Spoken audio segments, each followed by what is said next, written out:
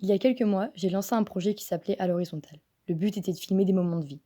J'ai dû y mettre un terme parce que je n'avais plus d'inspiration et je m'étais perdue dans le sens de mon projet. Et voilà que le dimanche 9 juillet, je me retrouve à tomber par hasard sur une publication Instagram de Passe Culture qui me propose de faire un court-métrage de 4 minutes, filmé à l'horizontale, et d'où le concept c'est Filme ta vie. Sacrée coïncidence, non? Ça tombe bien parce qu'aujourd'hui, je me sens capable d'écrire, de raconter et de montrer des moments de vie. Revoici À l'horizontale dans Filme ta vie.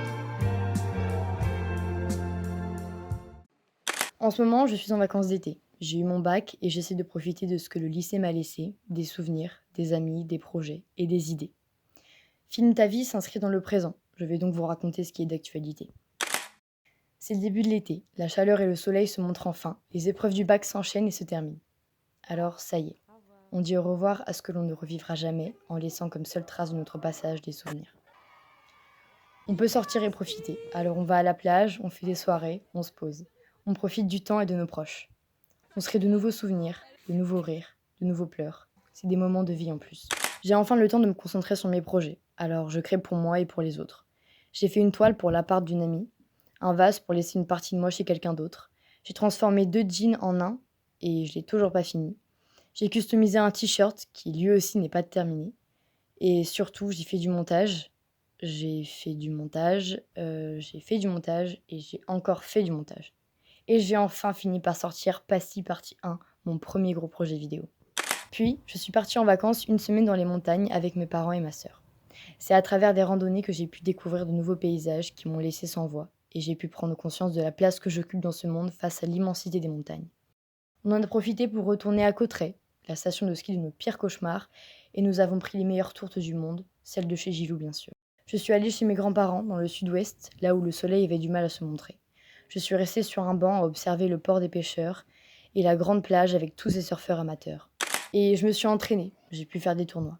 J'ai gagné des matchs, puis j'en ai perdu. Je suis allée au cinéma voir le nouveau bijou de Christopher Nolan, Oppenheimer, et le film qui nous rappelle notre place en tant que femme dans cette société patriarcale, Barbie. On est allé à la plage en mettant la musique à fond dans la voiture. On a fêté la Saint-Jean et observé avec émerveillement ce grand feu de plusieurs mètres de haut. On s'est baladé dans les rues de Nantes, on s'est posé au bord du coin pour se raconter nos vies et jouer aux cartes. J'ai assisté à des concerts en chantant des paroles que je ne connaissais pas. J'ai eu des fous rires, des pleurs et des moments de doute. J'ai vécu la nuit sur des balades ou des discussions nocturnes. Puis, pour la première fois de ma vie, j'ai pu faire quelque chose qui me faisait plaisir, mais qui allait en total désaccord avec la vie de mes parents, des piercings. Je me suis sentie adulte et heureuse, puis encore une enfant et terrifiée du temps qui passe et des responsabilités.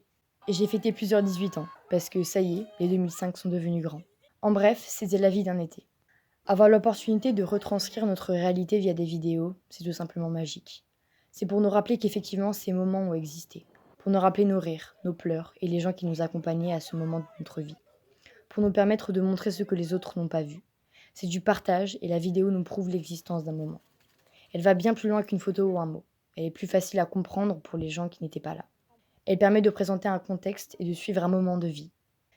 Filmer ma vie, c'est filmer mes rêves, filmer mes ambitions, mes projets, mes réflexions et mon évolution. C'était une partie de ma vie. Merci de l'avoir suivi.